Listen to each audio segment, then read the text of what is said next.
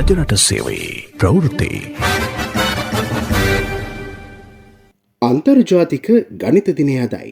එහි උතුරු මැද පළාත් සැමරුම් මුලල අද පෙරවරු වී අනුරාධපුර කේ.බී. රත්නායක විද්‍යාලයේදී පැවැත්විණි. ගණිත මිහිර ගණිත දින සැමරුම නමින් එය නම් කර තිබුණි.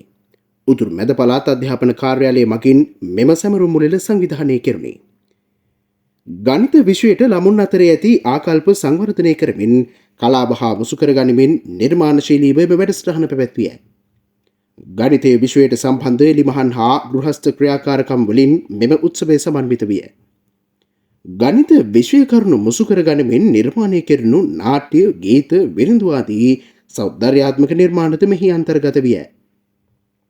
පළාත් අධ්‍යාපන ලේකම් එස්.කේ. ජයලත්න, පළාත් ගණිත අධ්‍යාපන නියෝජ්‍ය අධ්‍යක්ෂ ජිනාදරී තේනුවර, ප්‍රාථමික අධ්‍යාපන අධ්‍යක්ෂ ප්‍රදීප් හේවමානගේ යන මහත්ම මහත්මීන්ද නිවත්තක චේතිය ජාතික පාසලේ විදුහල්පති කුසුම් තිලක් මහතාද ඒ සඳහා සහභාගී විය. කේ.බී. රත්නායක විද්‍යාලයේ විදුහල්පති අරවින්ද රාජරත්න මහතා සහ විද්‍යාලයේ ගණිතංශයේ එම සැමරුම් මුලල විද්‍යාලීය සිසු සිසුවියන්ගේද සහභාගීත්වයෙන් මහත් හරසරින් සංවිධානය කොට තිබුණි. අනුරාධපුර නිවත්තක චේතිය ජාතික පාසලේ ප්‍රතිනාද මාධ්‍ය ඒකකය පාසල් මාධ්‍යාවරණ කටයුතු සිදු කළේය.